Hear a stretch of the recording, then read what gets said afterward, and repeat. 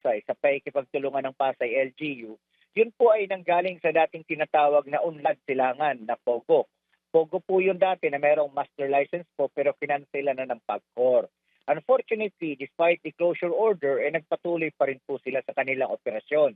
Kaya nung nakatanggap po kami ng information galing sa Filipinong napapansin na labas-masok ang mga foreign nationals diyan sa condominium na yan, nakipagbigay-ugnayan na po agad kami together with CIDG sa Department of Justice OOC, Office of Cybercrime, at doon sa Pasay LGU.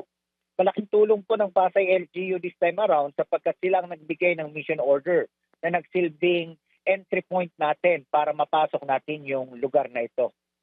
Napakarami po ng mga taong nahuli po dito eh. At katapat lamang po ng headquarters ng NBI. So, ano po ang nakikita? May initial details na po ba tayo na posibleng meron pong tumutulong sa mga ito para patuloy na mag-operate? Well, at this point, you can neither say yes or Sir ang tao Winston? sa commission. Hello? Sorry po, naputol po kayo doon. Yes po, go Hello. ahead. Yeah. So, with regards to that question, we can neither answer yes nor no.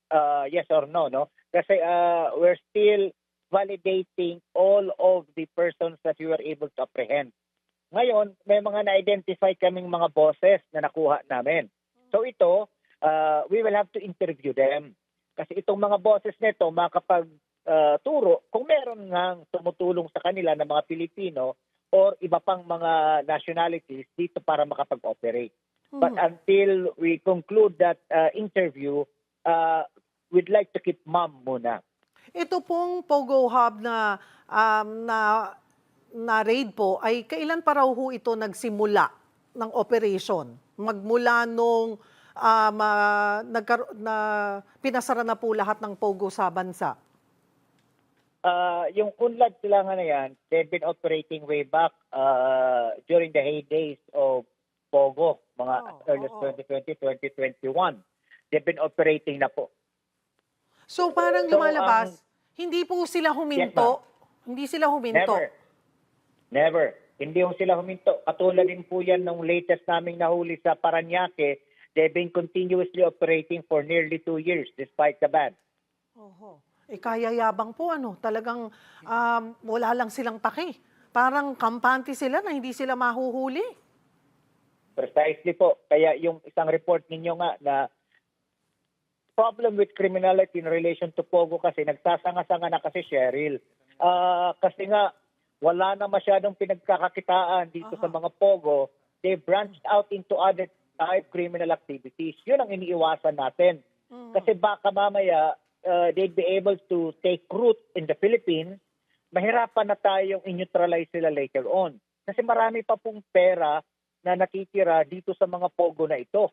So if they could spend millions, probably billions of pesos creating a network, mas magiging malaking problema natin ito in the next few years. So might as well, ngayon pa lang, bago pa sila magkaroon ng roots, ng ugat, putulin na natin. Kaya tuloy-tuloy po.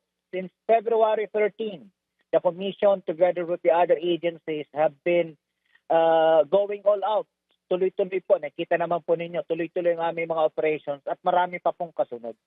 At lumalabas nga po, sabi nyo, nagsasanga-sanga na ito.